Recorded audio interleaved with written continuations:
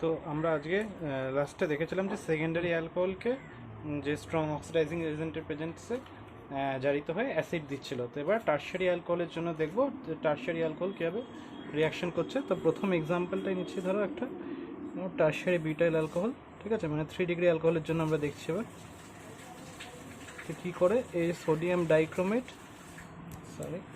Sodium dichromate আর concentrate H2SO4 প্রেজেন্সে এই ফার্স্টে কী করবে, এখানে আগে কী হচ্ছিলো, সেকেন্ডারি বা প্রাইমারি অ্যালকোহলগুলো অক্সিডাইজ হয়ে প্রথমে কিটোন দিচ্ছিল, কিটোনটা অক্সিডাইজ হয়ে আমার কী হচ্ছিলো, অ্যাসিড হচ্ছিলো, তাই তো।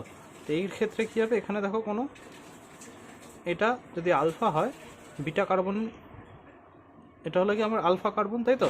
তো আমার বেসিক্যালি কী হচ্ছিলো, এই ওএইচের হাইড্রোজেন আর আলফা কার্বনের একটা হাইড্রোজেন বেরিয়ে যাচ্ছিলো, বেরিয়ে গিয়ে আমার কিন্তু অ্যালডিহাইড হচ্ছিলো বা সেকেন্ডারি অ্যালকোহল হলে কিটোন হচ্ছিলো। এখানে কিন্তু আলফা কার্বনের কোনো হাইড্রোজেন নেই, তাই এখানে কিন্তু কী হবে, এখানে এরকম ডিহাইড্রেশন রিয়াকশন হবে। ডিহাইড্রেশন রিয়াকশন হয় এটা অ্যালকিন তৈরি করবে, ডিহাইড্রেশন রিয়াকশন হয় এরা অ্যালকিন তৈরি করবে। ক্লিয়ার? তাহলে একটা টারশিয়ারি অ্যালকোহলকে স্ট্রং অক্সিডাইজিং এজেন্টের প্রেজেন্সে রিয়াকশন করলে এরা অ্যালকিন দেয়। এই অ্যালকিনটা ফার্দার অক্সিডাইজ হবে, ঠিক আছে, সেম রিয়েজেন্ট, এই রিয়েজেন্টটাই চলছে। এটা রিয়েজেন্ট মনে রাখবে, এই দুদিকে দুটো অক্সিজেন দিয়ে দেবে, ঠিক আছে, দুদিকে দুটো অক্সিজেন দিয়ে দিলে এইটা হবে, এটা কি হবে, CH2O, ফর্মালডিহাইড, যে কোনো অ্যালডিহাইড কিন্তু আবার অক্সিডাইজ হয়ে যাবে, কারণ স্ট্রং অক্সিডাইজিং এজেন্ট ইউজ করছে। কী হবে, ফর্মিক অ্যাসিড, ফর্মালডিহাইড অক্সিডাইজ হয়ে কী হয়, ফর্মিক অ্যাসিড। আর ফর্মিক অ্যাসিড মনে রাখবে যে কোনো স্ট্রং অক্সিডাইজিং এজেন্টের প্রেজেন্সে কিন্তু অক্সিডাইজ হয়ে বেসিক্যালি দেয় CO2 আর H2O। তাহলে কী বললাম, এখান থেকে C ডবল বন্ড উপরে ভেঙে নেবে, এখান থেকে পাবো অ্যাসিটোন, এখান থেকে পাবো ফর্মালডিহাইড CH2O। ফর্মালডিহাইড যেহেতু অ্যালডিহাইড ও স্ট্রং অক্সিডাইজিং এজেন্টের প্রেজেন্সে ফর্মিক অ্যাসিড আবার অক্সিডাইজ হয়ে CO2 H2O দেবে। এবার এখনও কিন্তু রিয়াকশনটা চলছে, কী হবে, আবার সেই একই সেম রিয়েজেন্ট, ঠিক আছে, এই রিয়েজেন্টটাই আবার চলছে। এ কী করবে, আবার একটা কিটোনকে অক্সিডাইজ করবে। এবার এটা কি, একটা কিটোন কি, পপ আপ রুলস, যে কোনো একটা বন্ড ভেঙে দাও, এখানে যে কোনো একটা বন্ড, তাহলে একদিকে একটা কার্বন, এদিকে দুটো কার্বনের অ্যাসিড কি, অ্যাসিটিক অ্যাসিড, আর একটা কার্বনের অ্যাসিড মানে ফর্মিক অ্যাসিড, আর ফর্মিক অ্যাসিড আবার অক্সিডাইজ হয়ে CO2 H2O। তাহলে আলটিমেট প্রোডাক্ট পাওয়া যাবে এইটা। তাহলে আমার মেজর প্রোডাক্ট হলো আমার বেসিক্যালি অ্যাসিটিক অ্যাসিড পাওয়া যায়, টারশিয়ারি বিউটাইল অ্যালকোহলের অক্সিডাইজ করলে এটা পাওয়া যায়। এরপরে পড়ব ওপেন আওয়ার অক্সিডেশন। আমরা MPB রিডাকশন বা মেরুইন পন্ডর ভয়েলের রিডাকশন পড়েছিলাম, তার উল্টো প্রসেসটাকে বলে open hour oxidation. Open hour oxidation কি বলছে, when a secondary alcohol is heated with aluminium tert butoxide in acetone solvent, it produces a ketone। বলছে অ্যাসিটোন দ্রাবকে 2 ডিগ্রি অ্যালকোহলের সঙ্গে অ্যালুমিনিয়াম টার্শিয়ারি বিউটক্সাইড মিশিয়ে উত্তপ্ত করলে কিটোন উৎপন্ন হয়। ধরো এই একটা আমি সেকেন্ডারি অ্যালকোহল নিয়েছি, ঠিক আছে, এর নাম বিউটান টুঅল, অ্যাসিটোন, এখানে সলভেন্ট, আর কি আমার অ্যালুমিনিয়াম টার্শিয়ারি বিউটক্সাইড লাগবে। কী হয়, অ্যালুমিনিয়াম টার্শিয়ারি বিউটক্সাইড, এটা এর হোল 3 এটা হলো অ্যালুমিনিয়াম টার্শিয়ারি বিউটক্সাইড। তো এর প্রেজেন্সে যদি আমি হিট করি, কী হবে, এখান থেকে মনে রাখবে এর H আর এই আলফা কার্বনের H আর এর H বেরিয়ে গেলে কী হবে, এখান থেকে কিটোন পাবো, এই কিটোনটা পাবো বিউটানন, ওই হাইড্রোজেনটা মনে রাখবে এই বন্ডে অ্যাড হয়ে যাবে। তাহলে অ্যাড হলে এখান থেকে পাবো CH3CH। আমার প্রোডাক্ট কিন্তু এইটা, ঠিক আছে, এটা আমার প্রোডাক্ট, কিটোন পাচ্ছি, ঠিক আছে, এইখান থেকে হাইড্রোজেনটা বেরিয়ে জাস্ট এইখানে অ্যাড হয়ে যাচ্ছে। ক্লিয়ার? আর প্রাইমারি অ্যালকোহলকে অক্সিডাইজও করা যায়, প্রাইমারি অ্যালকোহলকেও করা যায়। এখন প্রাইমারি অ্যালকোহলের ক্ষেত্রে যে আমরা যে এইখানে অ্যাসিটোন দ্রাবকে করেছিলাম, সেখানে প্যারাবেনজোকুইনন ইউজ করতে হয়, আর বাকিটা একই। এটাকেও কিন্তু ওপেনার অক্সিডেশন বলে, শুধু এখানে ডিফারেন্সটা হয় অ্যাসিটোনের বদলে এখানে প্যারাবেনজোকুইনন ইউজ করতে হয়। তাহলে এখানে যে অ্যালকোহলটা এটা অক্সিডাইজ হয়ে আমার অ্যালডিহাইডে কনভার্ট হয়। ক্লিয়ার? এরপরে আমরা দেখব যে ডিহাইড্রোজেনেশন রিয়াকশন। ক্লিয়ার? আমরা এরপরে দেখব ডিহাইড্রোজেনেশন রিয়াকশন। কি দেখব? Dehydrogenation reaction. Dehydrogenation reaction, dehydrogenation মানে হাইড্রোজেন বেরিয়ে যাবে, তাই তো? বলছে when an alcohol is treated with copper at 300 degree centigrade it produces primary alcohol হলে সেটা দেবে অ্যালডিহাইড, সেকেন্ডারি অ্যালকোহল হলে দেবে কিটোন, আর টারশারি অ্যালকোহল হলে দেবে অ্যালকিন। তা কী হচ্ছে দেখি। বলছে প্রাইমারি অ্যালকোহল, ধরো এই একটা নিচ্ছি প্রাইমারি অ্যালকোহল, এটা আলফা কার্বন। বলছে প্রাইমারি অ্যালকোহলকে কপার প্রেজেন্সে 300 ডিগ্রি সেলসিয়াসে হিট করলে ডিহাইড্রোজেনেশন মানে হাইড্রোজেন এরম বেরিয়ে যায়। বেরিয়ে গেলে কি পাবো? অ্যালডিহাইড পাবো। এটা প্রাইমারি অ্যালকোহল একটা, এটা প্রাইমারি অ্যালকোহল। যদি এটা সেকেন্ডারি অ্যালকোহল হয় তাহলে কী হবে? এইচ বেরিয়ে গিয়ে কী পাবো? কিটোন পাবো। আর এটাই যদি আমার একটা 3 ডিগ্রি অ্যালকোহল হয়, এটাই ধরো একটা 3 ডিগ্রি অ্যালকোহল, 3 ডিগ্রি অ্যালকোহলে দেখো আলফা কার্বনে কোনো এইচ নেই, তাহলে কী হবে? তখন বিটা কার্বন থেকে একটা এইচ বেরিয়ে যাবে, তাহলে ডিহাইড্রোজেনেশনের বদলে এখানে ডিহাইড্রেশন হবে। এটা কিন্তু এটা ব্যতিক্রম, এই রিয়াকশনটা খুব পরে যেরকম দিয়ে দেয় টারশারি বিউটাইল অ্যালকোহল কপার 300 ডিগ্রি, এই দিয়ে কিন্তু প্রোডাক্ট জানতে চায়। এটা মনে রাখবো, যেহেতু আলফা কার্বনে হাইড্রোজেন নেই তাই বিটা কার্বনের হাইড্রোজেন বেরিয়ে ডিহাইড্রেশন রিয়াকশন হয় আর এটা কিটোন পাওয়া যায়। আর প্রাইমারি অ্যালকোহলের ক্ষেত্রে অ্যালডিহাইড পাওয়া যায় ডিহাইড্রোজেনেশনে, আর সেকেন্ডারি অ্যালকোহলের ক্ষেত্রে এটা কিটোন পাওয়া যায়। এরপরে পড়বো যে why phenol is acidic, এটা পড়বো। ঠিক আছে, এই কোশ্চেনটা আসে করে।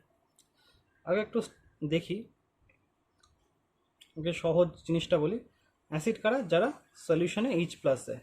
তাহলে ফেনলও কী করে? সলিউশনে H+ দেয়, দিয়ে O- এরকম H+ তৈরি করে। ঠিক আছে, তো এটাকে বলে ফেনক্সাইড আয়ন। ঠিক আছে, এবার এই যে ফেনল এই কী করে? রেজোনেন্সে টেক পার্ট করে এরকম কিছু স্ট্রাকচার দেয়।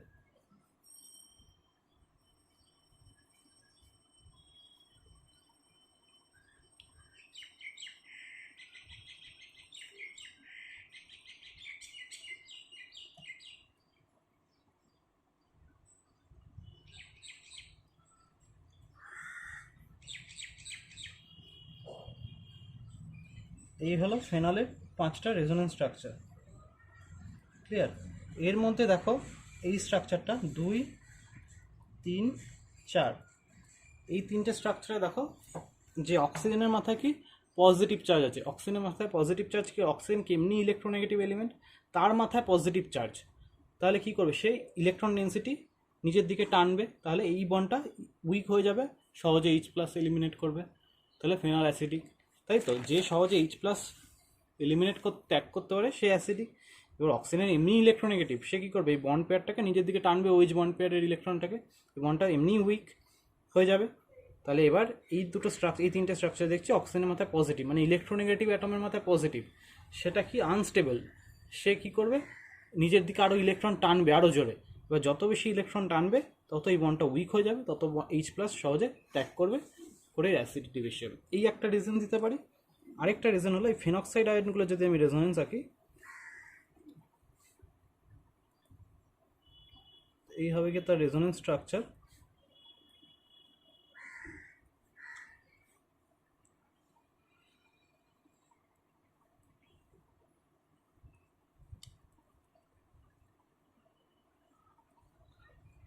ঠিক আছে, এরকম থার্ড ব্র্যাকেটের ভেতরে লিখবে এগুলোকে, এটাও ঠিক তাই, থার্ড ব্র্যাকেটের ভেতরে লিখবে। এই হলো ফেনক্সাইড রেজোনেন্স স্ট্রাকচার, যেখানে এই 2, 3, 4 এই 3টে স্ট্রাকচার দেখো অক্সিজেনের মাথায়, এই 3টে আমি বলছি, সরি 1 আর 5, এই দুটো স্ট্রাকচারে দেখো অক্সিজেনের মাথায় নেগেটিভ চার্জ। এবার অক্সিজেন একটা স্ট্রং ইলেকট্রোনেগেটিভ এলিমেন্ট, তার মাথায় নেগেটিভ চার্জ, সেটা কি খুব স্টেবল একটা স্ট্রাকচার। এইখানে কি দেখলাম? এখানে এটা সেকেন্ড ব্যাখ্যা দিলাম, একটাই অক্সিজেনের মাথায় পজিটিভ চার্জ চলে এলো, ওর আই এফেক্ট বেড়ে গেল, ও ইলেকট্রন ডেন্সিটি নিজের দিকে টানছে, সহজে ব্রেক করে যাচ্ছে, এটা একটা কনসেপ্ট। আরেকটা কনসেপ্ট হলো, এবার দুটোকে কম্পেয়ার করছি, এখানে কি দেখছি বেসিক্যালি কিন্তু এই স্ট্রাকচারগুলো আনস্টেবল, কারণ অক্সিজেনের মাথায় পজিটিভ চার্জ হলে সেগুলো আমার রুল অফ রেজোনেন্স বলেছিল যে কোনো ইলেকট্রোনেগেটিভ এলিমেন্টের মাথায় পজিটিভ চার্জ হলে সেটা আনস্টেবল হয়। তো এইখানে কি দেখছি? এখানে ইলেকট্রোনেগেটিভ এলিমেন্টের মাথায় এই দুটো স্ট্রাকচারে 1 আর 5 কি আমার নেগেটিভ চার্জ, তাহলে ইলেকট্রোনেগেটিভ অ্যাটমের মাথায় নেগেটিভ চার্জ হলে সেটা স্টেবল স্ট্রাকচার। তাহলে এর তুলনায় এই কিন্তু স্টেবল। তাহলে এই স্টেবল হলে কী করবে? রিয়াকশনটা ফরওয়ার্ডে যেতে চাইবে, ফরওয়ার্ডে গেলে কী হবে, ও যত ফরওয়ার্ডে যাবে তত কি সলিউশনেও এইচ প্লাস দেবে, এই যে এইচ প্লাস, তত এইচ প্লাস দেবে তত তার অ্যাসিডিটি ইনক্রিজ করবে। ক্লিয়ার? তো এই হলো একটা কনসেপ্ট যে ফেনল কেন অম্লধর্মী বা ফেনল কেন অ্যাসিডিক। এর সাথে আরেকটা কোশ্চেন আসে, এই দুটো ব্যাখ্যা দিয়েই দেওয়া যায় যে ফেনল কেন অ্যালকোহলের থেকে বেশি অ্যাসিডিক, বা এরকম ডিরেক্ট কোশ্চেন দিতে পারে ফেনলের why phenol is more acidic than ethyl alcohol, কোনো একটা পার্টিকুলার অ্যালকোহল বলে দিয়ে দিল। ঠিক আছে, তো জাস্ট কিছুই না, তুমি যে কোনো ফেনলের যে কোনো একটা ব্যাখ্যা দিলে, দিয়ে এবার অ্যালকোহলের জন্য কী ব্যাখ্যাটা হবে, অ্যালকোহলের জন্য এই ব্যাখ্যাটা হবে, ধরো মিথানল দিয়েছে, ঠিক আছে, মিথানল ডিসোসিয়েট হয় কী হবে এইটা, ঠিক আছে, এই তো হবে। এবার মিথানলে এখানে কি ইলেকট্রন ডোনেটিং এফেক্ট আছে, এখানে অক্সিজেনের মতো কোনো পজিটিভ চার্জের গল্প নেই, ঠিক আছে, তাহলে কিন্তু এ সহজে ভাঙবে না। অবশ্যই এর অ্যাসিডিটি আছে, কিন্তু এই সহজে ভাঙবে না ফেনলের মতো, কারণ ফেনলের রেজোনেন্স স্ট্রাকচারে দেখছিলাম কি পজিটিভ চার্জ আছে, তাই ইলেকট্রন পেয়ারটাকে নিজের দিকে টানছিল, ওইচ বন্ডটা উইক হচ্ছিল, সহজে ভেঙে যাচ্ছিল, কিন্তু এখানে সেই ব্যাপারটা নেই।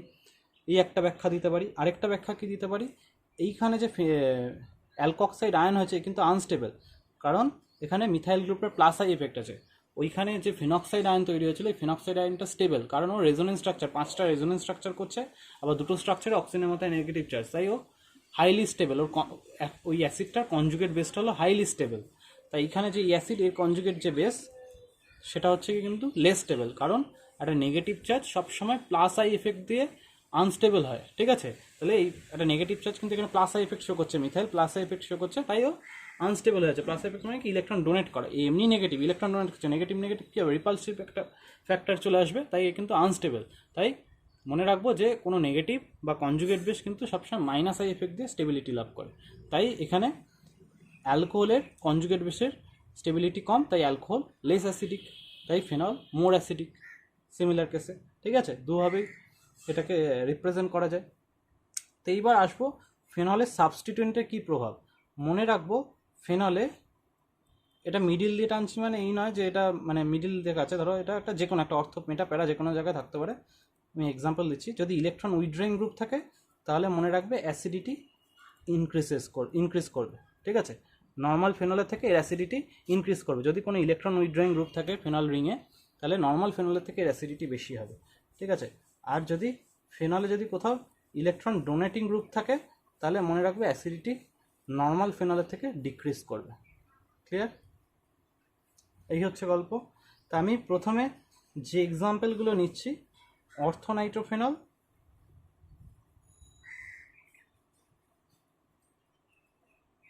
মেটানাইট্রোফেনল আর ক্লিয়ার। এবার নাইট্রো গ্রুপের কি আছে, নাইট্রো গ্রুপের আমার আছে মাইনাস আই মাইনাস আর। ঠিক আছে, এইবার এই যে এর অ্যাসিডিটি এ হলো গিয়ে সব অর্থোনাইট্রোফেনলের পিকে ভ্যালু দিয়ে আমি বলছি। মনে রাখবে যার পিকে ভ্যালু পিএইচের মতো, যার পিকে ভ্যালু যত কম সে তত বেশি অ্যাসিডিক, যার পিকে ভ্যালু যত কম সে তত বেশি অ্যাসিডিক। ঠিক আছে, সরি প্যারাটা হবে 7.15, প্যারাটা হবে 7.15 আর মেটাটা হবে 8.40। ঠিক আছে, এইবার একটা জিনিস দেখো, তাহলে অর্থটা আমার কত 7.23, এটা 7.15, এটা 8.40, তাহলে সবচেয়ে বেশি অ্যাসিডিক কি প্যারা, তারপরে আমার কি আসছে অর্থ, তারপরে আসছে আমার মেটা। এটা কীভাবে এক্সপ্লেন করব দেখো, আগে বলি মেটাটা কেন সবচেয়ে কম। মেটা পজিশনে থাকলে কি তার রেজোনেন্স এফেক্ট দেখাতে পারে না, এগুলো আমরা দেখেছি আগে, যে মেটা পজিশনে থাকলে সে রেজোনেন্স এফেক্ট দেখাতে পারে না, সে শুধু কী দেখাবে মাইনাস আই এফেক্ট দেখাবে। মাইনাস আই এফেক্ট দেখালে কী হবে, এ ইলেকট্রন ডেন্সিটি নিজের দিকে টানবে, এই বন্ডটা সহজে ব্রেক করে যাবে। তাই এই মাইনাস আই এফেক্ট বা এটাকে কনজুগেট বেস দিয়েও তুমি বলতে পারো, এটাকে ও মাইনাস, তাহলে এ যত মাইনাস আই এফেক্ট দেখাবে এই কনজুগেট বেস স্টেবিলিটি লাভ করবে, করেসপন্ডিং অ্যাসিডটা তত বেশি অ্যাসিডিক হবে। ঠিক আছে, এখানে শুধু মাইনাস আই এফেক্ট আছে, এখানে কিন্তু মাইনাস আর এফেক্ট নেই, কারণ মেটা পজিশনে রেজোনেন্স এফেক্ট দেখায় না। অর্থ আর প্যারাতে রেজোনেন্স এফেক্ট আছে। এইবার কোশ্চেন হচ্ছে এইখানে কিন্তু আমার মাইনাস আই এফেক্ট বেশি, কারণ এ আমার সেন্টারের একদম কাছে আছে, যে আমার নেগেটিভ সেন্টার বা কনজুগেট বেস যেটা তার সেন্টারটার কাছে, তাহলে এ বেশি স্টেবিলিটি দেওয়া দরকার উচিত ছিল, তাই তো। অ্যাজ কম্প্যারিজন টু প্যারা এর স্টেবিলিটি বেশি হওয়া উচিত ছিল, তাই তো, কিন্তু অ্যাকচুয়ালি এর স্টেবিলিটি বেশি হয়। ঠিক আছে, বা এটাকে অন্যভাবে আমি এক্সপ্লেন করব কেন আমি প্যারারটা বেশি হচ্ছে। ঠিক আছে, তাহলে প্যারার কনজুগেট বেস এটা, এর কনজুগেট বেস এটা। তো এবার প্যারাটা কেন বেশি স্টেবল, আমি এই প্যারাটার অ্যাসিডিটি কেন আমি বেশি একটু বলি। এই যে অর্থ স্ট্রাকচারটা আছে, অর্থ কী করে, অর্থনাইট্রোফেনল এরকম নন আয়নাইজ H+ দেওয়ার আগে স্টেটে এরকম হাইড্রোজেন বন্ডিং করতে পারে, এটা বলে ইন্ট্রামলিকুলার হাইড্রোজেন বন্ডিং। আর এরা ইন্টার করে, তাই এ নিজেদের মধ্যে হাইড্রোজেন বন্ডিং করে রাখে। তাহলে এই নিজেদের মধ্যে হাইড্রোজেন বন্ডিং করে রাখলে কী করবে, এই সহজে H+ ডোনেট করে এই কম্পাউন্ড কিন্তু সহজে তৈরি করতে পারবে না, যতটা সহজে এ তৈরি করতে পারবে। ঠিক আছে, এই কারণের জন্য কিন্তু এর অ্যাসিডিটি বেশি হয়। এ কিন্তু সহজে, যেহেতু হাইড্রোজেন বন্ডিং নেই, ইন্ট্রামলিকুলার হাইড্রোজেন বন্ডিং বা আন্তঃআণবিক হাইড্রোজেন বন্ডিং নেই, তাই এ সহজে H+ ত্যাগ করে, এর অ্যাসিডিটি বেশি হয়। এই দুটোতে কিন্তু -I দুটোই আছে। ঠিক আছে, অ্যাপারেন্টলি মনে হতে পারে এটা বেশি যেহেতু কাছে আছে -I, কিন্তু অ্যাকচুয়ালি এটা বেশি হয়। রিজনটা এটাই, হাইড্রোজেন বন্ডিং। হাইড্রোজেন বন্ডিং কিন্তু এখানে একটা মেজর ফ্যাক্টর, যে হাইড্রোজেন বন্ডিং হওয়ার জন্য এ কিন্তু সহজে H+ দিতে চায় না, যতটা এ দিতে চায়। আর একে এখানে কি শুধু -I আছে, এ কিন্তু -R দেখাতে পারে না, তাই এর অ্যাসিডিটি সবচেয়ে কম, মেটার। ক্লিয়ার? এরপরের এক্সাম্পলটা আসবো, যত ইলেকট্রন উইথড্রয়িং গ্রুপ বাড়বে, ঠিক আছে, এরপরে এক্সাম্পল হলো যত ইলেকট্রন উইথড্রয়িং গ্রুপ বাড়বে তত তার অ্যাসিডিটি বেড়ে যাবে। যেমন ধরো এইটা আর এইটা, ঠিক আছে, যত ইলেকট্রন উইথড্রয়িং গ্রুপ বাড়বে তত বেশি ইলেকট্রন নিজের দিকে টানবে, টানলে কী হবে, ওই OH গ্রুপটা তত উইক হবে, তত সহজে H+ দেবে। এখানে উইথড্রয়িং গ্রুপের সংখ্যা আরও বেশি, তাহলে এ তত বেশি টানবে, তত বেশি উইক হবে, তত H+ ইজিলি দেবে। একটা এইভাবে বলতে পারো। আরেকটা একটি কনজুগেট বেসের একটা কনসেপ্ট, কনজুগেট বেসের স্টেবিলিটি দিয়ে বলা যায় একটা, যত বেশি ইলেকট্রন উইথড্রয়িং গ্রুপ তত বেশি কনজুগেট বেসটা বেশি স্টেবল, তত করেসপন্ডিং অ্যাসিডটা তত বেশি অ্যাসিডিক। এখানে 3টে নাইট্রো গ্রুপ, এর স্টেবিলিটি সবচেয়ে বেশি, এর থেকে বেশি, তাই এর করেসপন্ডিং অ্যাসিডটা বেশি অ্যাসিডিক। ক্লিয়ার?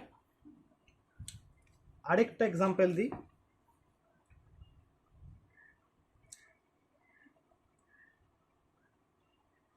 মেটাক্রেসল, একটা ইলেকট্রন ডোনেটিং গ্রুপ যদি মেটাক্রেসল, অর্থক্রেসল আর প্যারাক্রেসল, এর পিকে ভ্যালু হয় 10.08, এর পিকে ভ্যালু 10.28, এটা প্যারার হয় 10.14। ঠিক আছে, এটা 10.14, এটা 10.8, এটা 10.08, এটা সরি। ঠিক আছে, এবার তাহলে আমি দেখি যে কার অ্যাসিডিটি বেশি। এর অ্যাসিডিটি সবচেয়ে বেশি, কারণ এর পিকে ভ্যালু সবচেয়ে কম, আর এর পিকে ভ্যালু সবচেয়ে বেশি, মানে এর অ্যাসিডিটি সবচেয়ে কম, এর অ্যাসিডিটি সবচেয়ে বেশি। যার পিকে ভ্যালু যত কম তার অ্যাসিডিটি বেশি, এর পিকে কম এর অ্যাসিডিটি বেশি, এর পিকে বেশি এর অ্যাসিডিটি কম হবে। ঠিক আছে, আর এটা ইন বিটুইন এটা। ঠিক আছে, এবার কেন একটু এক্সপ্লেন করি। এটা যদি আমি ভাঙি, এটা কি আসবে, এটা CH3, এটা O নেগেটিভ, এটা CH3, এটা O নেগেটিভ, এটা CH3 O নেগেটিভ। এবার CH3 গ্রুপের কী কী এফেক্ট আছে, এখানে দুটো এফেক্ট আছে, একটা হলো গিয়ে +I আর একটা hyper conjugative effect. Hyper conjugative effect, hyper conjugation যেটা পড়েছিলাম ওটাই হাইপার কনজুগেটিভ এফেক্ট। ঠিক আছে, হাইপার কনজুগেটিভ কি, নো বন্ড রেজোনেন্স, মানে কিছুটা রেজোনেন্স টাইপেরই। ঠিক আছে, ইলেকট্রন ডোনেট করবে। এবার বলেছিলাম যে ইলেকট্রন উইথড্রয়িং গ্রুপ বা থাকলে অ্যাসিডিটি নর্মাল ফেনলের থেকে ইনক্রিজ করে যায়, আর ইলেকট্রন ডোনেটিং গ্রুপ থাকলে তার অ্যাসিডিটি ডিক্রিজ করে যায়। এবার এরা কি ইলেকট্রন ডোনেটিং গ্রুপ, তাই তো। এবার দেখো, যখন মেটা পজিশনে থাকে তখন কি শুধু কোনো রেজোনেন্স এফেক্ট বা হাইপার কনজুগেটিভ এফেক্ট শো করে না, শুধু আই এফেক্ট দেখা। তাহলে এখানে শুধু মেটাতে শুধু +I এফেক্ট আছে, মানে একটা ইলেকট্রন ডোনেটিং আছে, আর এই দুটোতে কিন্তু +Iও আছে +Rও আছে, যেহেতু অর্থ প্যারাতে। তাহলে এখানে ডোনেটিং এফেক্ট একটা, এখানে দুটো করে, তাহলে একটা ডোনেটিং এফেক্ট মানে এর অ্যাসিডিটি নর্মাল ফেনল থেকে কমবে, কিন্তু খুব বেশি কমবে না, এদের মতো কমবে না। ঠিক আছে, তাই তুলনামূলকভাবে এর অ্যাসিডিটি কিন্তু এদের কম্পারিজনে বেশি, কারণ এখানে একটা ডোনেটিং এফেক্ট আছে, এখানে দুটো করে ডোনেটিং এফেক্ট। বোঝা গেছে, তাই এর অ্যাসিডিটি সবচেয়ে বেশি হবে মেটাটার। এবার অর্থ আর প্যারার গল্পটা কি, প্যারাটা আমার কি হচ্ছে, অ্যাসিডিটি অর্থর থেকে বেশি হচ্ছে। কেন? রিজন এটাই যে প্যারাতে এই OH গ্রুপের থেকে CH3 গ্রুপের বা O নেগেটিভ গ্রুপের থেকে CH3 গ্রুপের দূরত্ব বেশি। দূরত্ব বেশি হলে কি, এখানে আই এফেক্ট কী হয়, কমে যায়। দূরত্ব বেশি মানে আই এফেক্ট কমে যায়। এখানে কি আই এফেক্ট বেশি কাছে আছে, তাহলে আই এফেক্ট যদি কমে যায় তাহলে কি এ কম ডেস্টেবিলাইজ করবে, এ বেশি ডেস্টেবিলাইজ করবে। এ কম ডেস্টেবিলাইজ করলে এটা বেশি স্টেবল, এ কম স্টেবল এর তুলনায়, তাহলে এ বেশি স্টেবল, এর করসপন্ডিং অ্যাসিডটা বেশি অ্যাসিডিক এর তুলনায়। ক্লিয়ার? এটাই হলো কনসেপ্টের। তো এরপরে দেখবো আমরা মোটামুটি অ্যাসিডিটির কনসেপ্ট বললাম, এবার কিছু পড়বো ফিজিক্যাল প্রপার্টি অফ অ্যালকোহল, কিছু পড়বো ফিজিক্যাল প্রপার্টি অফ অ্যালকোহল দেখবো কিছু। তো প্রথমেই আসছি physical property of alcohol. Physical property of অ্যালকোহলের ভেতরে প্রথমে আসছি সলিবিলিটি। এখান থেকে কোশ্চেন আসে খুব, সলিবিলিটি কি বলছে, অ্যালকোহলগুলো কি করতে পারে, ধরো এই দেখাচ্ছি, ধরো জাস্ট একেই দিচ্ছি সবচেয়ে ভালো হয়।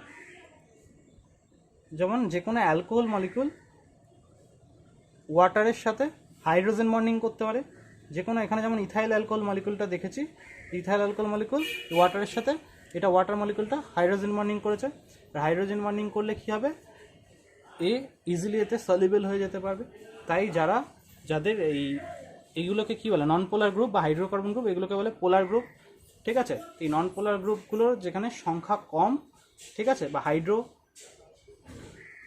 এগুলোকে কি বলে, হাইড্রোফোবিক পার্ট। হাইড্রোফোবিক পার্টগুলোর সংখ্যা যেখানে কম, সেই অ্যালকোহলগুলো জলে ইজিলি সলিবল হয়ে যায়। এবার হাইড্রোফোবিক পার্ট বা এই কী বলে হাইড্রোকার্বন পার্টটা যত বেশি বৃদ্ধি পাবে তত কিন্তু ওয়াটারের সলিবিলিটি কমবে। তাই 10টার বেশি কার্বন এরকম হলে কিন্তু সেই অ্যালকোহলগুলো ওয়াটারে প্রায় ইনসলেবল। ঠিক আছে?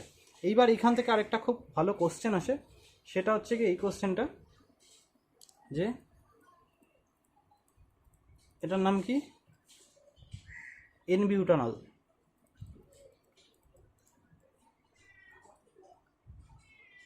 এটা আইসোবিউটানল।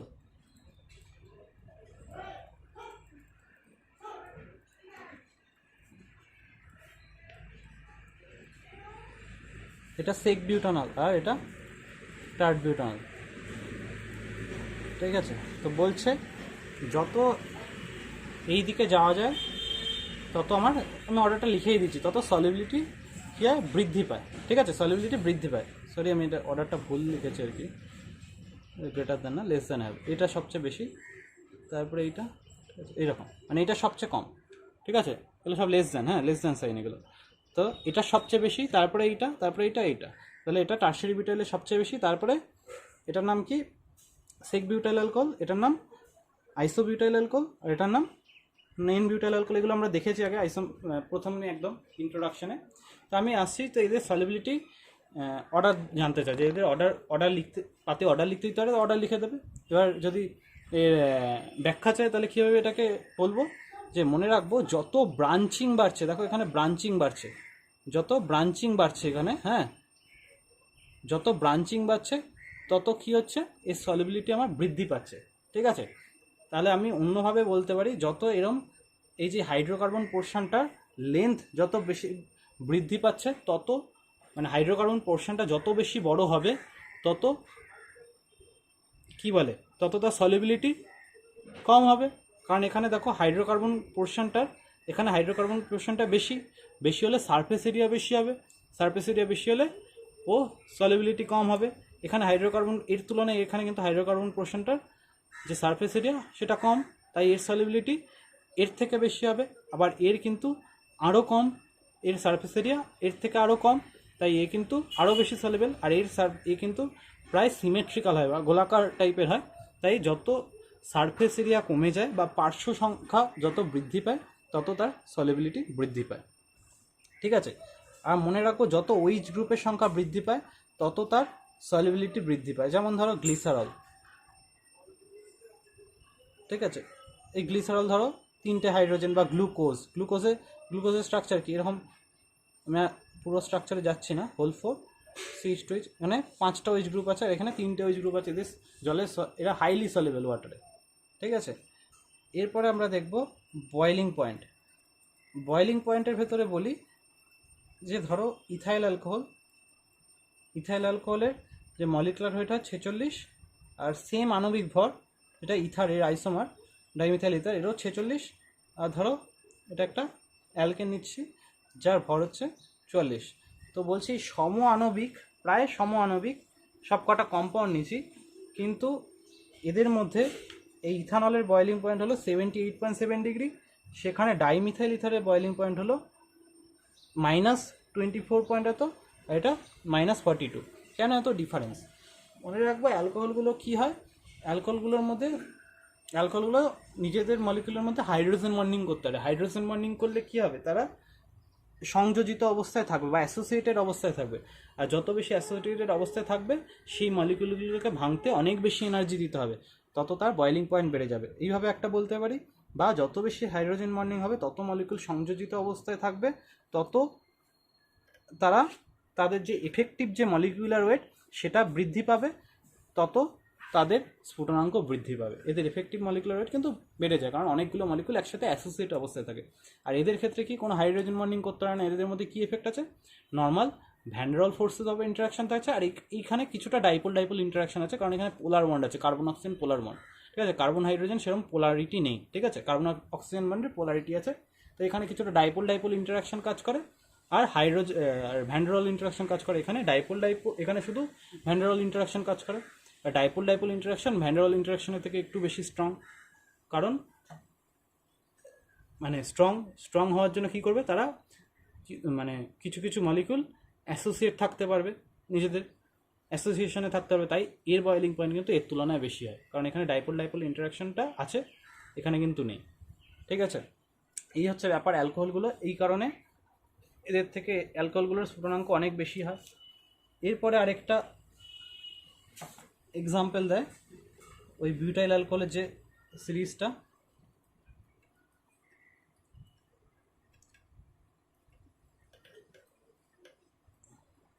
এটা হলো এন বিউটাইল অ্যালকোহল, পরেরটা হচ্ছে আইসোবিউটাইল অ্যালকোহল, তারপরেরটা হচ্ছে সেক বিউটাইল অ্যালকোহল, তারপরেরটা হচ্ছে টার্ট বিউটাইল অ্যালকোহল। ক্লিয়ার? এবার মনে রাখবো এই হচ্ছে কি অর্ডার, না এন বিউটাইল অ্যালকোহলের স্ফুটনাঙ্ক সবচেয়ে বেশি, তারপরে হচ্ছে গিয়ে আইসো, তারপরে সেক, তারপরে টার্ট। মনে রাখবো যত এই দিক থেকে এই বরাবর যাচ্ছি, দেখো সারফেস এরিয়া আমরা দেখেছি কী হচ্ছে, সারফেস এরিয়া আমার কমছে, তাই তো। প্রত্যেকটাতেই অ্যালকোহল আছে, প্রত্যেকটাতেই একটা করে ওইচ গ্রুপ, ঠিক আছে। ওইচ গ্রুপের সংখ্যা দিয়ে ব্যাখ্যা করা যাবে না, এখানেও যা এখানেও তাই। তাহলে এখানে কী হচ্ছে, বেসিক্যালি দেখো সারফেস এরিয়া কমছে, দেখেছিলাম যে এর সারফেস এরিয়া সবচেয়ে বেশি, তারপরে সেকের আইসোর, তারপরে সেক, তারপরে টার্ট বিউটাইল অ্যালকোহলে যত সারফেস এরিয়া বাড়ে তত ভ্যান ডের ওয়াল ফোর্সেস অফ ইন্টারাকশন বাড়ে, ভ্যান ডের ওয়াল ফোর্সেস অফ ইন্টারাকশন বাড়লে তার স্ফুটনাঙ্ক বৃদ্ধি পাবে। তাহলে এখানে সারফেস এরিয়া বেশি, তাই ভ্যান ডের ওয়াল ফোর্সেস অফ অ্যাট্রাকশন বেশি, মলিকুল অ্যাসোসিয়েশন বেশি হবে, এর স্ফুটনাঙ্ক বেশি হবে। এর সারফেস এরিয়া সবচেয়ে কম, এখানে মলিকুল যে সংযোজন বা অ্যাসোসিয়েশন কম হবে, এর স্ফুটনাঙ্ক কম হবে। ক্লিয়ার? এরপরে যে এক্সাম্পলটা আসবো, যে যত ওইচ গ্রুপের সংখ্যা বৃদ্ধি পাবে, ঠিক আছে, যত ওইচ গ্রুপের সংখ্যা বৃদ্ধি পাবে তত আমি দেখলাম কি তত স্ফুটনাঙ্ক বৃদ্ধি পায়। মানে একটা মনোহাইড্রিক অ্যালকোহলের থেকে ট্রাইহাইড্রিক অ্যালকোহলের স্ফুটনাঙ্ক বেশি, ঠিক আছে। ধরো আমি এই অ্যালকোহলটা নিচ্ছি,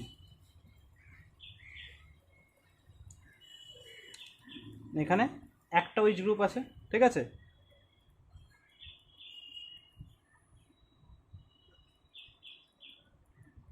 এখানে দুটো ওইচ গ্রুপ আছে, আর এখানে তিনটে ওইচ গ্রুপ আছে। যত বেশি ওইচ গ্রুপ হবে তত বেশি হাইড্রোজেন বন্ডিং হবে, তত তাকে ভাঙতে বেশি এনার্জি লাগবে, তত তার স্ফুটনাঙ্ক বেশি হবে। তাহলে এর দেখো 290, এর 230, এর 190। তাহলে এখানে ওইচ সংখ্যা বেশি, এর স্ফুটনাঙ্ক বেশি, হাইড্রোজেন বন্ডিং বেশি, স্ফুটনাঙ্ক বেশি। আর যত বেশি হাইড্রোজেন বন্ডিং করবে তত মলিকুলার অ্যাসোসিয়েশন বৃদ্ধি হবে, আর মলিকুলার অ্যাসোসিয়েশন বৃদ্ধি পেলে তত সান্দ্রতাও বৃদ্ধি পায়, ঠিক আছে। তাই এর সান্দ্রতা স্ফুটনাঙ্ক দুটোই কিন্তু বেশি, ঠিক আছে, বোঝা গেছে। যত এইচ গ্রুপের সংখ্যা বাড়বে তত তার সান্দ্রতা আর স্ফুটনাঙ্ক বেশি। এইবার একটা কোশ্চেন আসে যেরকম দেয় যে প্যারানাইট্রোফেনল আর মেটানাইট্রোফেনল, বলে এই মিক্সচার দুটোকে কীভাবে আমরা আলাদা করব। খুব ইজি, এর আগে দেখলাম যে প্যারানাইট্রোফেনল কী স্টেটে থাকে, এই অর্থনাইট্রোফেনল এরকম ইন্ট্রামলিকুলার হাইড্রোজেন বন্ডিং বা অন্তঃআণবিক হাইড্রোজেন বন্ডিং করতে পারে। আর প্যারানাইট্রোফেনলরা কী করে? প্যারানাইট্রোফেনলরা আন্তরাণবিক, এরা আলাদা আলাদা মলিকুলের ভেতরে এরকম হাইড্রোজেন বন্ডিং করতে পারে। এর আন্তঃআণবিক হাইড্রোজেন বন্ডিংয়ের জন্য কী হবে? মলিকুলার অ্যাসোসিয়েশন বৃদ্ধি পাবে। এরা কি সেম মলিকুলে করে রাখবে, এখানে মলিকুল অ্যাসোসিয়েশন বৃদ্ধি পাবে। আর যত মলিকুল অ্যাসোসিয়েশন বৃদ্ধি পাবে তত এফেক্টিভ মলিকুলার রেট বৃদ্ধি পাবে। আর এফেক্টিভ মলিকুলার রেট বৃদ্ধি পাওয়া মানে তার বয়েলিং পয়েন্ট বেশি পাওয়া। তাই এই দুটো মিক্সচারকে আমি বয়েলিং পয়েন্ট, যেহেতু ডিফারেন্স হচ্ছে তাই বয়েলিং পয়েন্টের ডিফারেন্স দিয়ে আমি দুটোকে আলাদা করতে পারি। ধরো এটা এটা 50 ডিগ্রি, এটা 100 ডিগ্রি হচ্ছে, তাহলে আমি 50 ডিগ্রিতে এটাকে বয়েল করলে এইটা আগে ডিস্টিল হয়ে যাবে, তারপরে এটাকে আবার হাই টেম্পারেচারে বয়েল করলে 100 ডিগ্রিতে এ আলাদা ডিস্টিল হবে। তাই দুটো আলাদা করতে পারবো। ঠিক আছে? তো স্ফুটনাঙ্ক ডিফারেন্স হয় বলে বা বয়েলিং পয়েন্ট ডিফারেন্স হয় বলে এই প্রসেসে একে আলাদা করা হয়।